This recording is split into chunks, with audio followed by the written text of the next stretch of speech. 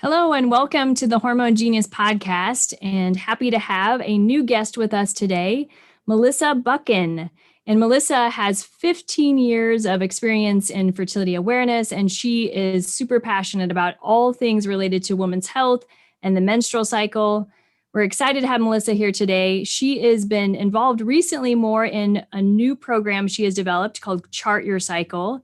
And she is a trained integrative health coach as well. And I know one of her passions that she's really enjoying is actually coaching women in being the best version of themselves, having their best health and well-being.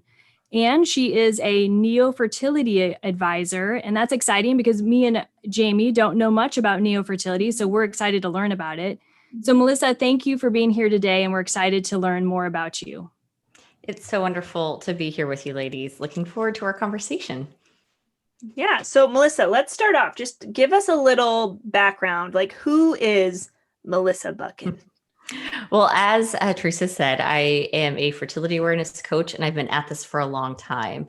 I've been working with women for over 15 years. And, this journey, when we're in the fertility awareness world as women, it usually comes from some personal place. And that's where my story started. It actually started years before that, when I was in high school and struggling with irregular periods and fatigue and not feeling well and wanting to know what was going on. I was actually studying abroad in France for a summer and had what I thought was a kidney infection. I was in so much pain, didn't recognize that that was actually severe menstrual cramps. And it was embarrassing. It was painful.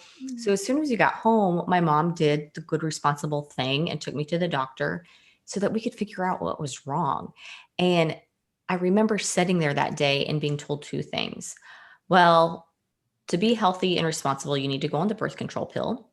And if you ever want to have a baby, IVF is probably your best option. Now, we have to realize I was 16. I was not thinking at all about having children. I just wanted to feel well. I took the pill because I thought that was the healthy, responsible thing to do. And I went on my way. And the cramps and some of the side effects, of course, that improved because the hormonal birth control pill will do that. But the fatigue never went away. And I just didn't feel well. So fast forward, I was in university studying biology, and I actually learned how the reproductive system was supposed to work. That was my big aha moment for me. And I learned that the hormonal birth control actually just shuts down my system. It's doing nothing to restore my health. And here I was a fairly health conscious early 20-something person. I was trying to eat well and exercise, doing anything I could to restore my energy. But yeah, I was taking something that was completely hijacking my normal hormonal rhythm. So I remember going back to my college apartment, throwing the pack of pills into the trash can, and I began searching for answers. And I actually found the CREATE model. I started charting. I was able to actually work with a physician who was trained in reading the charts to get an actual diagnosis. And that was transformational for me. That began my journey of healing. And it was so transformational that I became a practitioner myself, and I haven't looked back. And I've been working with women and couples for the past 15 years. And as you said, when you get into this world, it becomes a passion. So I am truly passionate, and it's an honor to work with and serve women, helping them be the best versions of themselves. That's awesome. Melissa, tell me a little bit about, so Creighton model obviously has been a foundational point for a lot of people getting into restorative women's health and actually having a doctor be able to diagnose, looking at the parameters of the menstrual cycle. So give us an idea for you, what was like kind of the aha things that you saw even originally in your own charting, and kind of the things that your doctor was able to pick up on? Because I think a lot of people don't understand, well, how come just because I chart my cycles, like that helps a doctor actually figure out what's wrong? So help us, help our listeners kind of understand that. It really is incredible. A well-charted cycle is a powerful diagnostic tool. It's telling the story of your overall hormonal health. And for physicians and clinicians who are trained to read these parameters, they know where to start digging and looking for more clues to see what's going on. For my personal journey, I had the classic PCOS, polycystic ovarian cycle. It was long, it was erratic, and I don't want to get into too much detail. I don't know how much your listeners know about cycle charting, but it was that variable return of peak type mucus. So a long cycle. It was very, very difficult to pinpoint if I ovulated. I didn't ovulate all that often. So yeah, it was just a mess of a cycle, essentially. Is what it looked like. But for the mainstream physician, it was okay. Well, we need to regulate your cycle, and hormonal birth control will do that. And I've been off the pill for over 20 years now, and I have beautiful cycles. Mm-hmm. So help our listeners understand, how did you go from a PCOS type of cycle to then now beautiful cycles, and how did NAPRO technology in this charting system help you? Mm-hmm.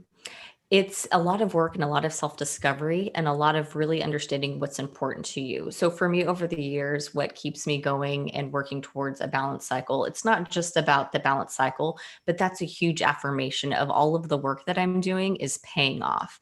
But it has a direct correlation to my energy levels, to how I feel, to my ability to achieve a pregnancy when I was told that IVF would be my only option. So my journey through NAPRO was actually through cycle targeted hormone therapy. I thought I might need to have surgery, but actually through cycle targeted hormonal therapy, and a lot of work is around nutrition and around physical activity, not too much, not too little, but really just taking care of my body, I was able to restore my cycles and achieve 3 healthy pregnancies.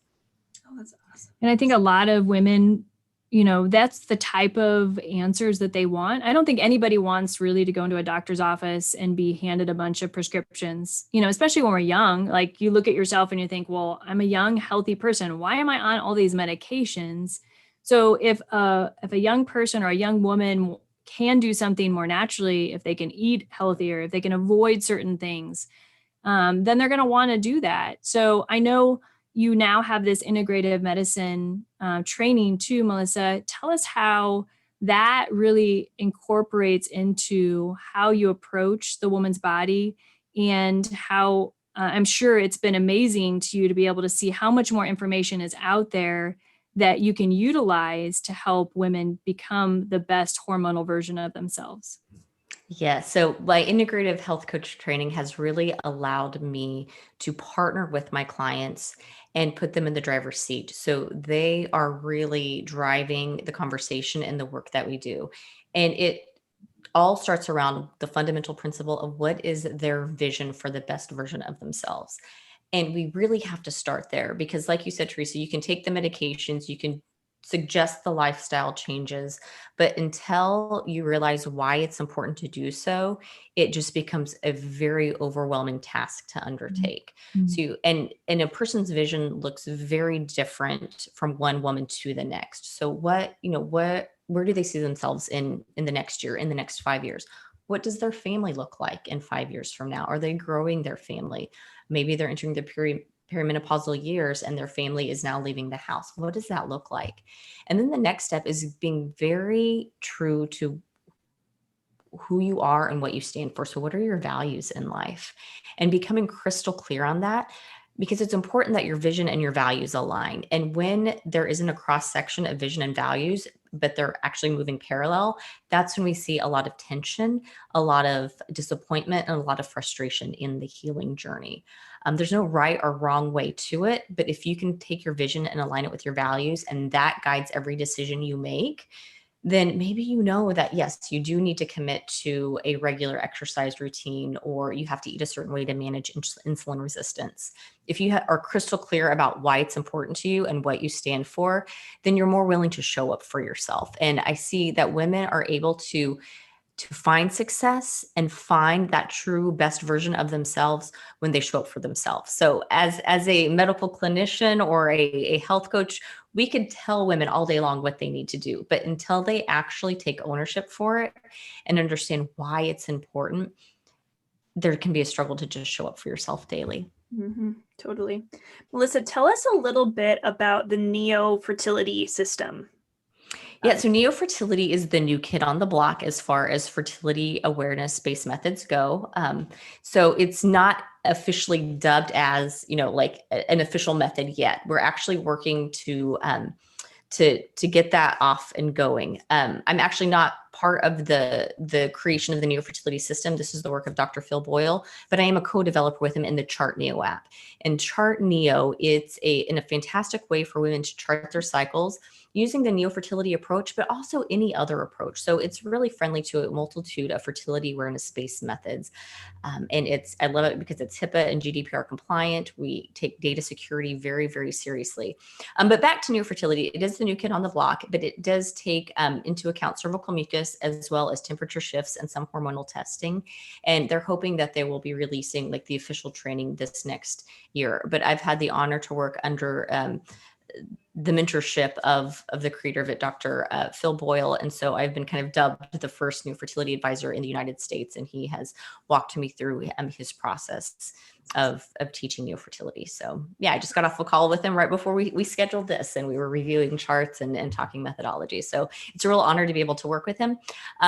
But just like I always tell women when they're deciding, okay, what's the best method for me? It's always important to remember it's all the same science. It's all basic reproductive anatomy and physiology, but there are different styles and learning and applications that fit the individual. So you need to really take into account what's your learning style, what's your availability, what is your overall vision for charting your cycle? What are you hoping to get out of it? And that's really how you can find the best approach for you. There are do-it-yourself approaches. There are courses you can take. There are group programs. There's one-on-one work. It's really cool. And I'm sure both of you can agree, being in this area for a while, that the interest in fertility awareness has really exploded over, I would say, even in the past 5 years. Totally. Okay. Another follow-up question to that. For the Neo Fertility, what sets that one apart from like, Sympto Pro, for instance, or Marquette? Like what would set this one aside or apart? So the Neo Fertility approach itself is the work of Dr. Phil Boyle, and he has specific protocols as it goes to restorative reproductive medicine. So specific protocols for helping couples who have hormonal imbalance or who are struggling with infertility. And it pulls from it pulls from nanotechnology and from a lot of the restorative work, functional medicine, integrative medicine, and pulls together for his own specific protocols for medical management. And then again, the Chart Neo app is the app that is endorsed by Neo Fertility. But again, we have worked with methods all across the board, talking to them and saying, what's important? What do you want to see in an app? And we do our best that we can to incorporate different aspects. Cool. I love that. It's an integrative approach, and just kind of getting to the root. I always think about that. We can always give progesterone, for instance, for a luteal phase deficiency, but my questions, well, why is there a luteal phase deficiency? Mm-hmm. And then why, like, because we know it's a cascade. And so that's what I love so much about the whys, us asking why, because we can really dig in there and hopefully get to the root where progesterone doesn't necessarily need to be taken, although it's not bad or wrong. And it's a great blessing, huge blessing, especially specifically for those really struggling. But I think that's cool. So important. Yes. Progesterone therapy is a great jumpstart. And some people always need to be on it, but other people, they get down to why is the progesterone off? That's part of my own healing journey of, okay, why can I not produce enough progesterone? And doing some really hard work in all areas of my life. And when I was able to balance those out, my cycles started balancing by themselves. It was really quite phenomenal. And then just knowing that it goes back to the vision and values and understanding what are the stressors in your life, what tends to throw you back out of balance. And when those things come up, knowing, okay, we might need to do some added supplementation during this time, because it's during certain situations in life that my body in its own unique composition tends to struggle a little bit. Mm-hmm. So it's all about knowing. And that's what cycle charting is all about. This is why the foundation of the work that I do is teaching women to chart their cycle, because no matter what journey you're on, it starts with that well-charted cycle, which is a daily practice in self-awareness and self-acceptance. It really allows you to get to know yourself at a really deep and beautiful level. And it teaches you a daily practice of how to listen to your body. Mm-hmm. Yeah, I totally agree with that, Melissa. Right before we started this podcast, I'm a women's health nurse practitioner, so see patients. And the last patient I saw was a 17-year-old girl. And she was just here for a sports physical, but I always ask about the menstrual cycle, that's my thing. And I'm, so do you know, about ovulation? Like, do you ever see this stuff in the middle of your cycle? And she's like, I don't know. I mean, I guess I don't really pay attention. Like, I think she wanted to say she's seen it before, but there was this hesitancy, and she's like, I don't really pay attention to that stuff. So it was just a great opportunity. I know she's not here to see me for her periods, but I just want you to know how important it is to know this information as a woman, because you can only be your own advocate. And like, if you go into a doctor's office someday and you don't know how your body works, then how can you be an advocate for your own health? And so just laying just a seed right there for a girl coming into a sports physical about how important it is to know the normal parameters of your menstrual cycle. I love that. So I guess I would love to know, do you have any stories, Melissa? Just kind of some profound, like, awakening. I do. Well, this is just so beautiful. And Teresa, I can't tell you how excited I am to hear a healthcare professional say that you are giving women this information when this is not what they're coming to you for. Because on my end, the story that I get from women time and time again, when they discover how to chart their cycle and what a well-charted cycle says about not only their fertility, but their overall health, it's the same story time and time again. Why have I not heard about this before? Mm-hmm. Why didn't anybody ever tell me about this? And then they usually struggle with two emotions, either frustration or guilt. Mm-hmm. A lot of the work that I do in those first initial sessions with women is releasing that guilt and that frustration, because you don't know what you don't know. And you're right where you need to be today. And now's the time to get started. But what a gift, Teresa, that you are giving women by saying, hey, this may be kind of uncomfortable to talk about because people say it is, but it's really not. So let's talk about, not just when it was the first day of your last menstrual period, but some of the other parameters within your cycle, because a cycle in a woman, the menstrual cycle, is the fifth vital sign. It's documented in the medical literature. Mm-hmm. And I like to take that a step further. A well-charted cycle is absolutely the fifth vital sign in women. We've got this kind of powerhouse of information that if we know what to look and listen for, we really can do a lot to just self-managing our overall health and wellness. What I think is interesting too, and I think we've talked about this in previous episodes, is just as we're working with women, often we also are working with the men in regards to those appointment slots and times and meetings. And so what I think is so beautiful is just to know that in these charting experiences, not just for the woman, but how the man, how his eyes are just opened to the woman, and that sense of understanding has become so deep, and that reverence and respect for something that wasn't understood before. And so I love it when I'm working with somebody and I can see the shift in the husband. So tell us about that. Like, do you have cases where, the couple comes, the man's disinterested, and then he ends up actually being more passionate than the woman maybe about these things? Oh yeah. When a guy shows up for an appointment, I know it's going to be an exciting ride, and you're absolutely right. And it's oftentimes the men who are just as, if not more excited. They're asking the questions like, hey, how can I get the app on my phone so that I can monitor where she is in her cycle? And it's such a beautiful thing for a relationship. I always say, if you can talk about a woman's menstrual cycle in a relationship, you can really talk about anything. Mm-hmm. It's such a key level of just really intimate, vulnerable communication. And if you're able to understand each other and understand that, guys are always fertile, they're always raring to go, they're pretty even, Steven. Yes, they have hormonal fluctuations throughout their day, but in the course of a month, whereas women are hormonal roller coasters.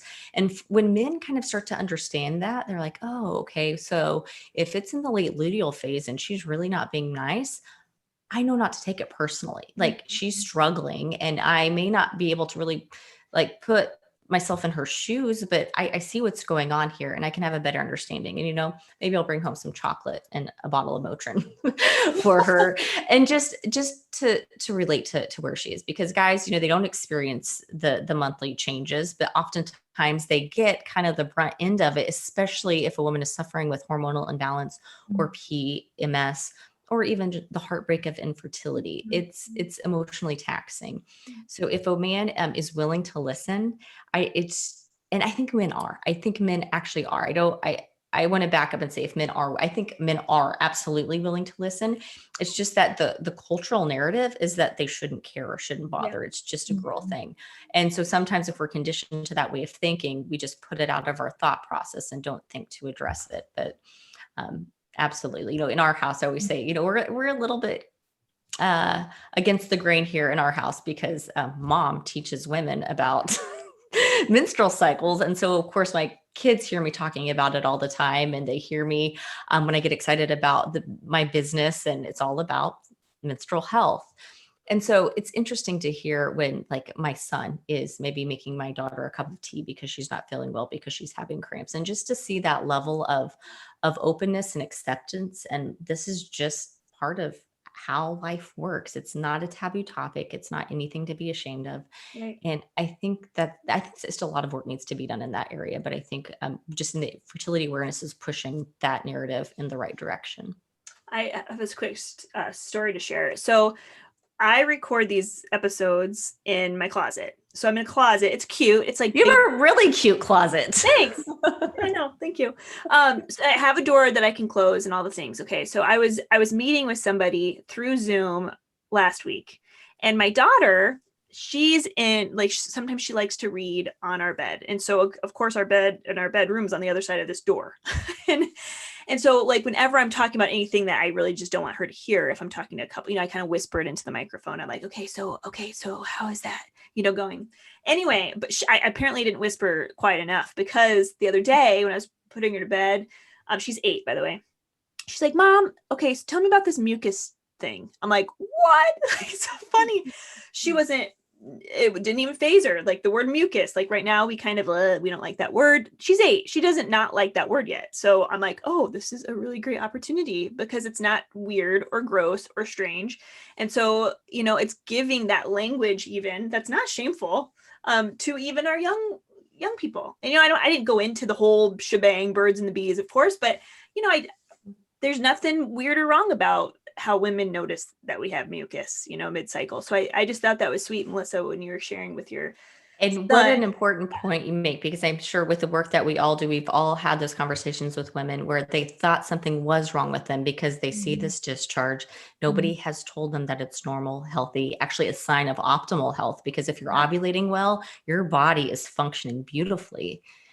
And they thought something was wrong with them. And it was actually a sign of health. I know we all have stories where we can share that. And it's always very exciting for me to be able to kind of flip that script with a woman and say, no, nothing is wrong with you. This is a normal, healthy sign that your body is doing exactly what it's made to do. Mm-hmm.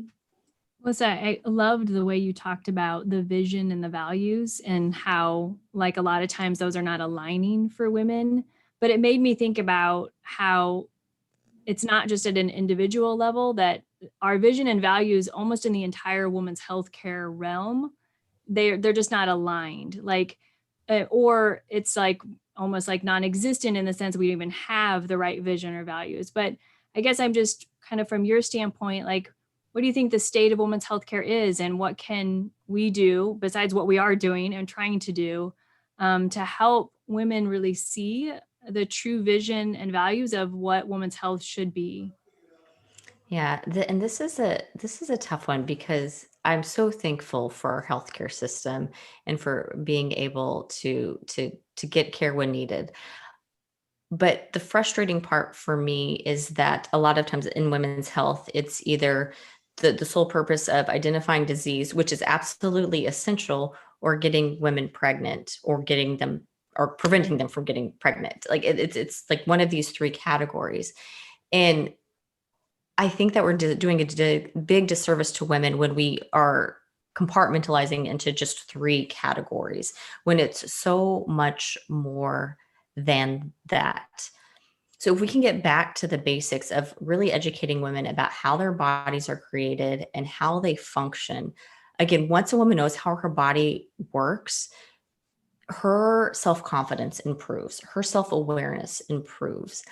And then they can get back to the vision and the values. And so a lot of times what I see, and you mentioned, the parallel, like the vision and values not intersecting, but becoming parallel, is you're seeing it at a kind of global level, not just in the individual. I see this oftentimes. And what it looks like from a practical standpoint is the heartbreak of infertility. And when you can't really understand it unless you've gone through that, because that desire to have and birth a child is so very strong. To the point that if a doctor is telling you, well, your only option is to do some medically invasive procedures that don't align with your values, you can forget what you stand for and what's important for you, because you're going through that desire and there's a trusted individual who you respect telling you what to do. And the women who come into my program again and again, they are so confused because they felt like they've gone so far away from what they stand for, out of this desire of their heart, which is a good and beautiful desire. And so if we can turn that conversation and really help women to understand, okay, well, there are more than 2 ways to get pregnant. It's not IVF or natural pregnancy, but this work of let's understand why you can't achieve a pregnancy. And just even knowing that if we could, and we may not always be able to get to the actual root cause, but understanding what's going on with your body that you can't achieve a pregnancy. And then talking about that so that they can maybe come to closure with that, or do the hard work to restore fertility and balance their cycle. And then that goes to the next step. Okay, well, yes, then they were able to achieve a pregnancy, which I say this week, I've had 5 pregnancy announcements. I mean, it's been incredible. So like really difficult cases where women are achieving pregnancy naturally. It is so absolutely beautiful. But at the same time, I've had a lot of really hard conversations too of, okay, well, what's next? What lines up with your values?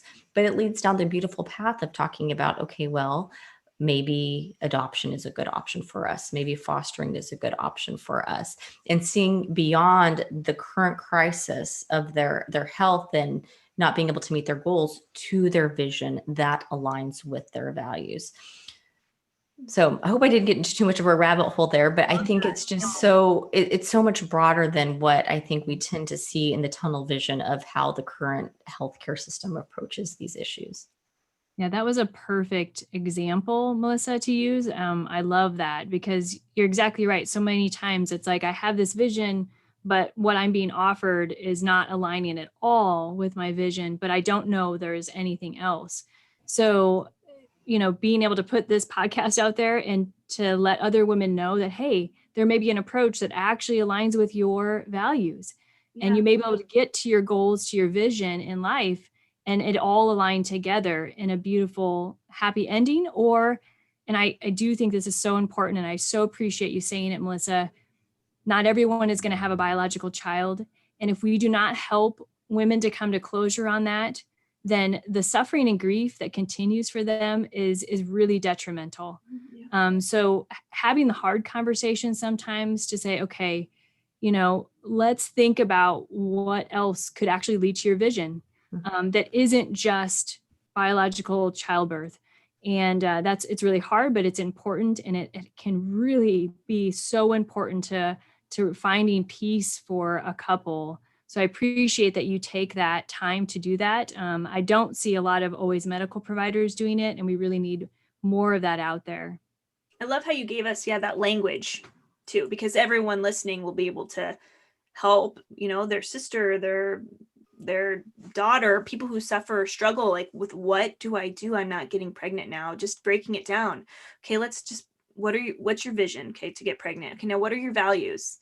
What are some options that align with both of those things? Even something as basic as that, I think, is so helpful. And anyone can do that. Anyone can do it. Anyone listening, like if it's a pastor of a church who is working with a couple who struggle with infertility, if it's the doctors, whatever the case is. So I love that you gave us that language, Melissa. That was really good. Love that. My pleasure. And it's powerful conversations. And this all comes back to really coaching conversations and the work that I do and incorporating health coaching into my fertility awareness work and working with women along their journey. And it's partnering with them and taking them and just having the great privilege to walk alongside them in this journey, teaching them about their body and how to read the signs of their body. Love that.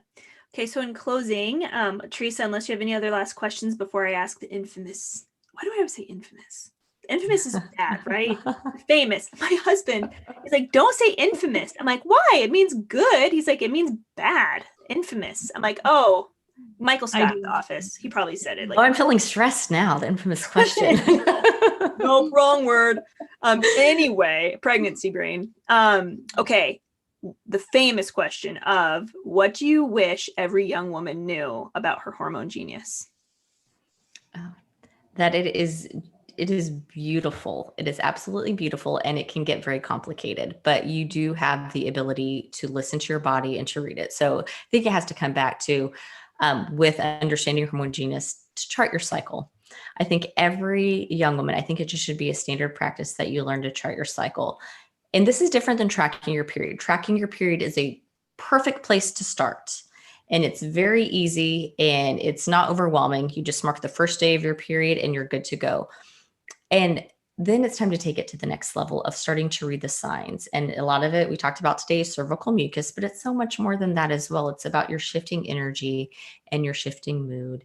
And it could be even adding things like basal body temperature into the mix, understanding what your body needs during certain times of your cycle. Because ladies, we are not little men. We are created dynamically different in a complementary way.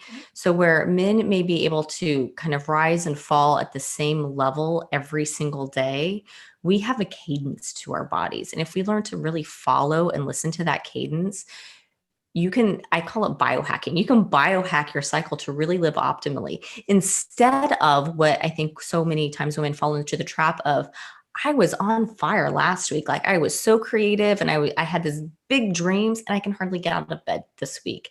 I just want to eat chocolate and sleep. Well, it's probably because you're in the luteal phase and you're getting ready to start your period, and that is okay. But if it comes to a level to where you can't function, there's going to be an alteration. But if you can't function, well, then it's probably time to get some support and help and learn how to balance that out so that they aren't so black and white contrast. But we do need to understand that in the hormonal rhythm of our overall cycle, there will be ebbs and flows, and that is a beautiful thing. And it's exactly the way that you were created to be. So your body's beautiful in its hormonal genius. Love that. Thanks, Melissa. Thank you so much for sharing your story and these little nuggets, the values and the vision thing I love so much. The stories you shared, we just really appreciate your time and all the hard work that you're putting forth just to, change our culture, just like Teresa and I are trying to do, just by informing women simply by understanding the beauty of their hormones. What is your kind of website, your programs that we can let people know about? Absolutely. So go to melissabuchan.com, and my last name's it's a funny one. So it's Buchan, and check me out. And I have a cycle guide. So if you go to melissabuchan.com/cycle guide, you can download this nice PDF that really walks you through some of the they're the 5 most common cycle patterns. And so you can start to discover your own. If you're curious about the cycle charting and feeling overwhelmed by it, you can actually see some well-charted cycles laid out so that you know what to expect. So I encourage you to check that out. And my program is Chart Your Cycle. And if you're interested in learning more, you can always schedule a discovery call. It's a free 20-minute call. You'll get to experience a little bit about what a coaching conversation is and learn a little bit about our program. But ultimately, the goal of these discovery calls are, what's the right next best step for you? Sometimes it is the Chart Your Cycle program, but it may be another program as well. So we don't discriminate against programs. Of course, I love my program, but my goal is to really serve women and helping them to take the next best step in optimizing their overall health and well-being. Awesome. Thanks, Melissa, for being with us. We really appreciate it. My pleasure. Thanks, Melissa.